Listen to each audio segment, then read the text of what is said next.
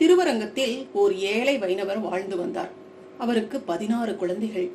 திருவரங்கநாதன் கோயிலில் பிரசாதம் வழங்கப்படும் போதெல்லாம் அதை பெற்றுக்கொள்ள முதல் ஆளாக வந்து நின்று விடுவார். தான் ஒருவனுக்கு மட்டுமின்றி தன் குடும்பம் முழுமைக்கும் பிரசாதம் வேண்டுமென கேட்பார்.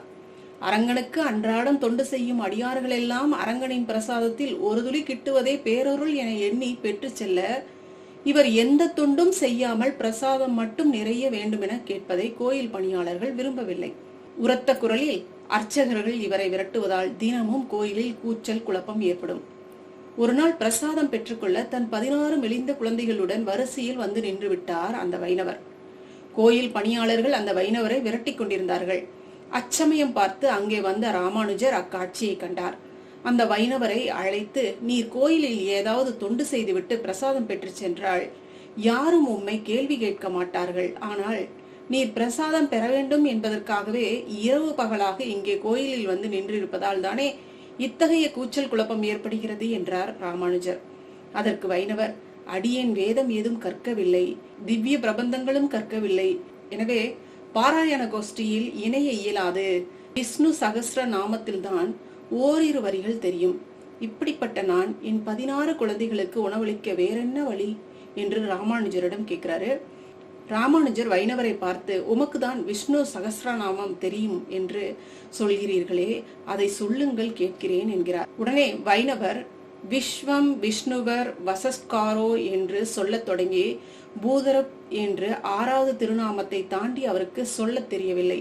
மீண்டும் விஸ்வம் விஷ்ணுவர் வசஸ்காரோ என தொடங்கி பூதருப் என்ற திருநாமத்துடன் நிறுத்தி அடியனை மன்னிக்க வேண்டும் என்று ராமானுஜரின் திருவடிகளில் விழுந்தார்.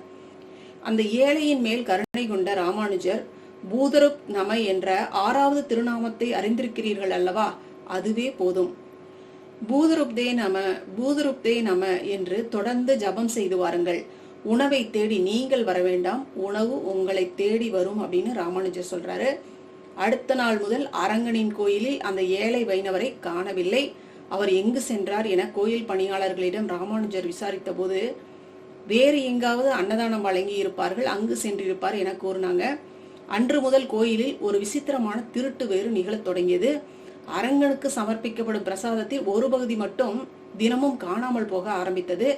இத்தனை பணியாளர்கள் இருக்கையில் யாருக்கும் தெரியாமல் உணவை திருடிச் செல்லும் அந்த மாய திருடன் யார் என யாருக்கும் புரியவில்லை.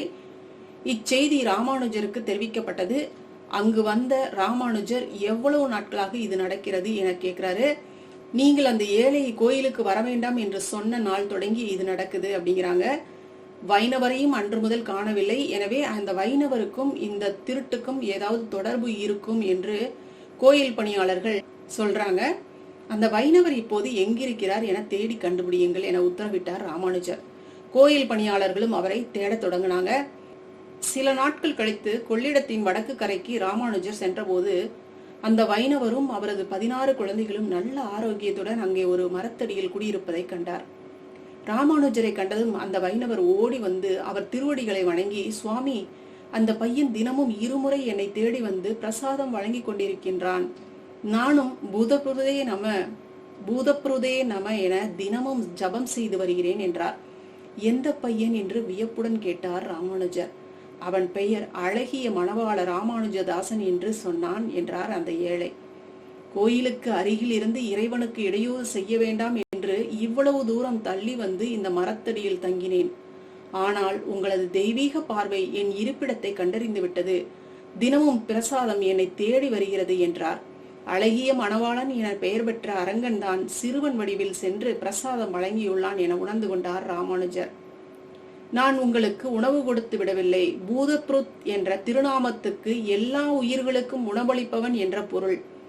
பூதப்ருத் நம என ஜபம் செய்த உமக்கு பூதப்ருத் ஆன அரங்கன் தானே வந்து சத்துள்ள உணவளித்து மெலிந்திருந்த உங்களை இன்று நல்ல ஆரோக்கியத்துடன் வாழ வைத்திருக்கிறான் என்று அந்த ஏழையிடம் சொல்லி அரங்கனின் லீலையை எண்ணி ஆனந்த கண்ணீர் சிந்தினார் ராமானுஜர்.